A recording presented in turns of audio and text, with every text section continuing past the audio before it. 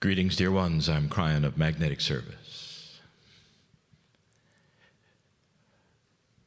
If someone were simply to walk in now, it would seem odd. What is transpiring at the moment, many would not agree with. The idea that you would have messages from a source that many don't even recognize is real. Not just messages, but concepts, benevolence, oneness, beauty.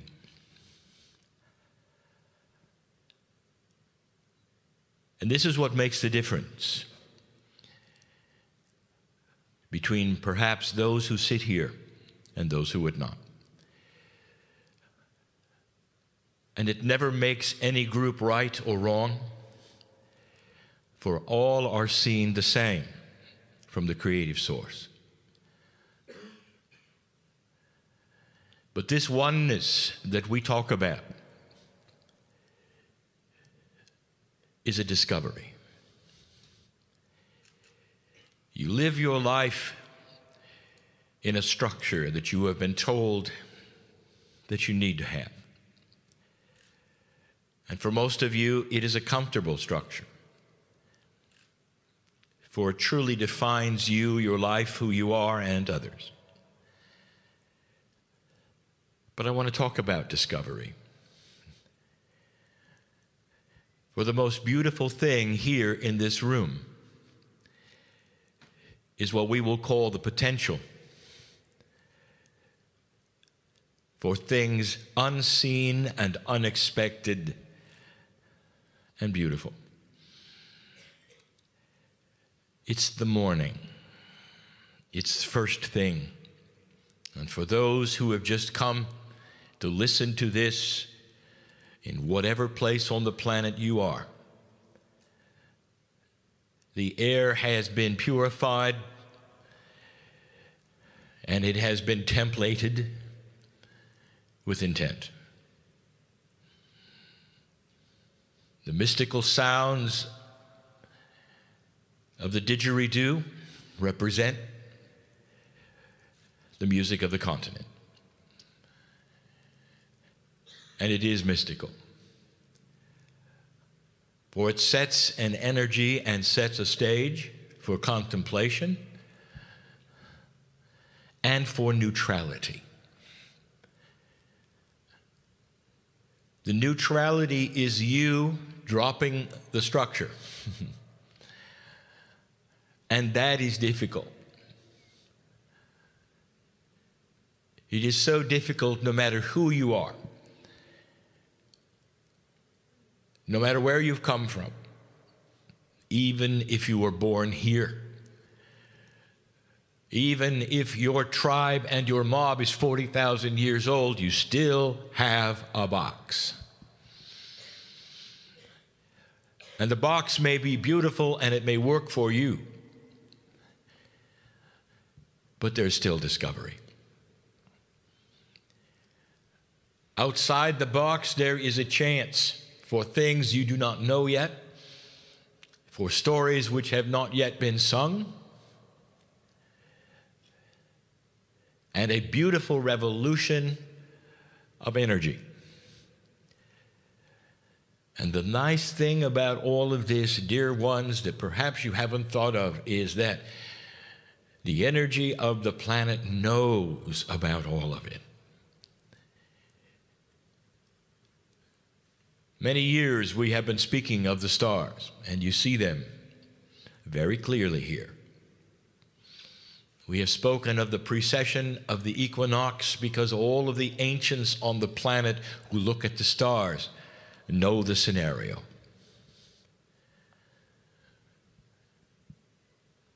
The 2012 scenario has marked the center of a new beginning.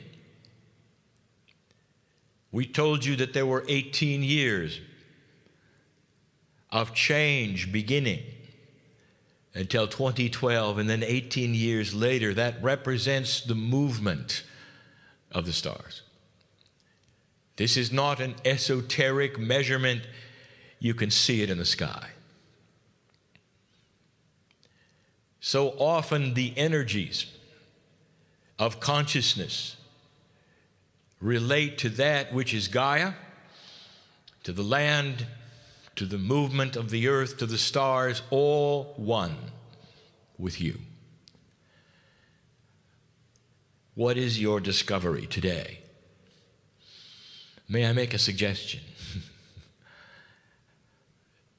That your discovery be that, the beginning of that, which would encompass everything with you. And you walk outside and you see a small insect, and you would bend down perhaps and examine that the Creator is in there. And that there is a oneness perhaps that would overwhelm you in its beauty. And you know you're cared for. The boxes that you build around culture, your lives, the way you think things are, often keep God out. The discovery of the day, in this a fresh time in this morning, one of them would be that you have an alliance with more than you think.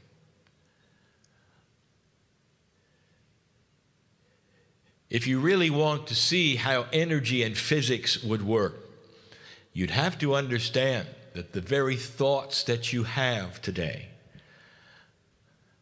have energy. And it's more than just energy, it's physics. We have told you there would come a time when consciousness can be measured and seen for its beauty and its strength. The Creator is the master physicist. And so it is not you becoming scientific. It is you realizing a bigger scenario of the creation of God. Indeed, if your consciousness has energy, do you understand that the box you build around what you believe is your reality can stop the energy if you really close the box? There are some sitting here who are having a nice time, and they're enjoying family and friends.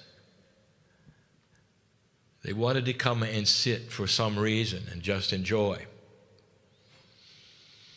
And perhaps in the last day or so, they didn't expect some of the energies to come at them as they did. They feel perhaps incomplete for the first time, missing something. I want to tell you, dear one, there is no incompleteness. In fact, we will discuss that a little later today. What you are feeling is the fact that the box, which is so comfortable around you, has started to melt. And it is not settling to many to open a box to something that you don't know about. And what I want to promise you is this, is that there is a benevolent God that represents all that is inside and outside of your box. And if you should be one who would say, just for a moment, I will drop the barrier of what I believe or think is real, and just for a moment would experiment by letting go and saying, what else could there be? I will promise you this, that all you will find is benevolence. There is nothing frightening or frustrating or scary with God. I want you to feel free to discover those around you in a way perhaps that you haven't before. For every single human being has the same needs and wants, and that is the connection spiritually to something that makes sense for them. And sometimes it's the land, and sometimes it's a prophet. But whatever it is, it makes sense to them, and they take the hand of God and they feel loved.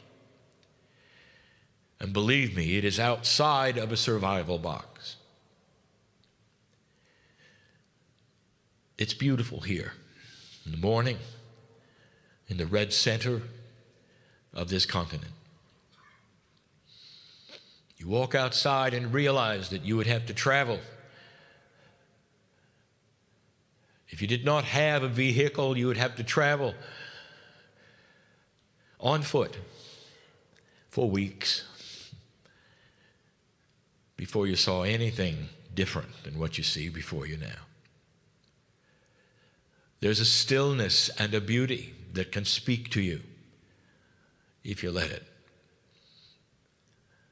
The land here has not been spoiled. It is still pure, and the messages from the land are still for you. This is why you came here. A little later today, I would encourage you to discover. Perhaps you'd like to stand alone for a moment without disturbing or being disturbed, and say to Gaia, what is it you want to say? And some of you, if you would open the box even a little, will be surprised. An overwhelming sense of benevolence and love, and the message would be clear. All is okay. Later today, we're going to talk about evolution and what it might mean. But dear ones, there are so many of you with different purpose in the room.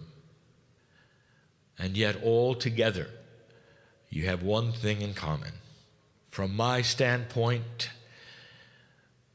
sitting on this stage with my partner in this chair, after all of these years, I can say there's only one thing I see that is overwhelmingly synchronistic for all humanity and you in the room.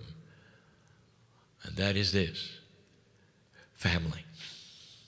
All. Surrounding you in this place, there are an esoteric group of ancestors that would represent the tribes or mobs or whatever you want to say from every single one of you. And they are different cultures and different colors, all together,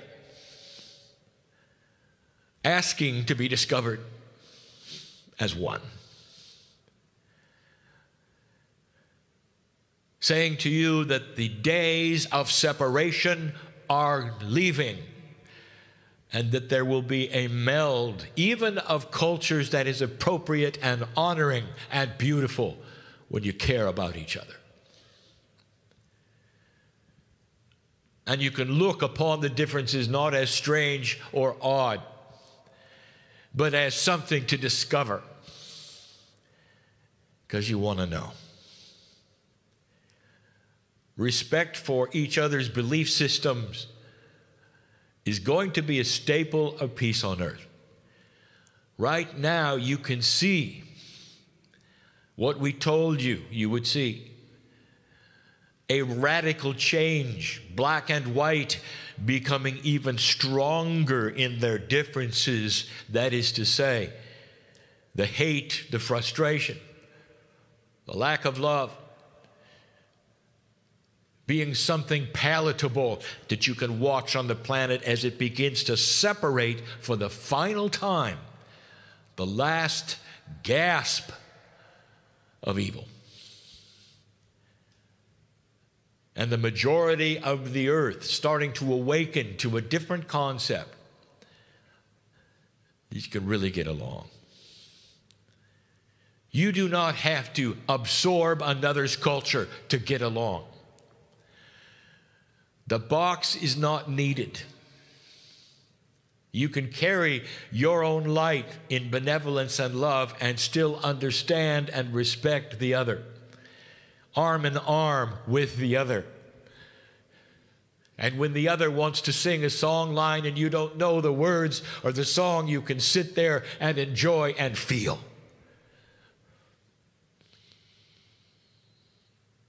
And when you want to play your favorite tune on your iPod, the other, who may never have heard it before, can smile and enjoy and love you for it. Melding cultures is not hard with benevolence, with understanding, and with discovery.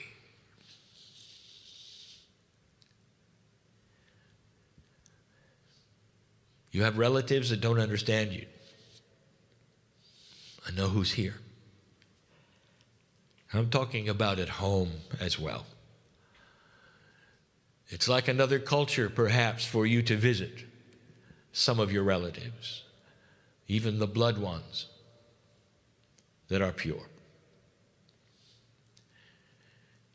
I want you to discover them. I want you to discover benevolence in them. I want you to look at them and understand that God loves them as much as you.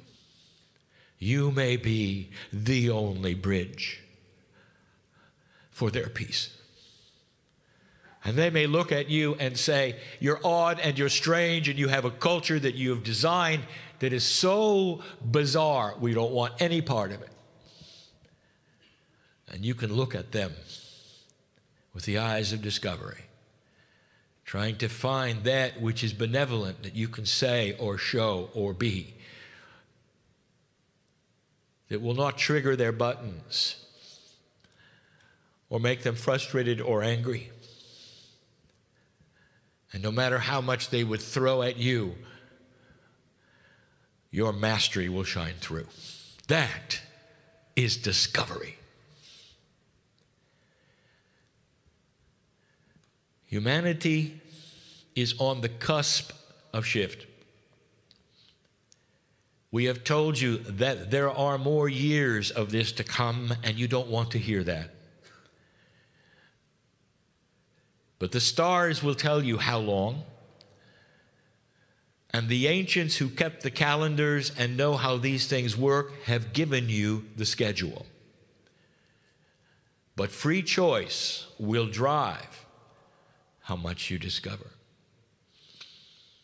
When you go home and you go back to work, there is discovery in the office, not sameness.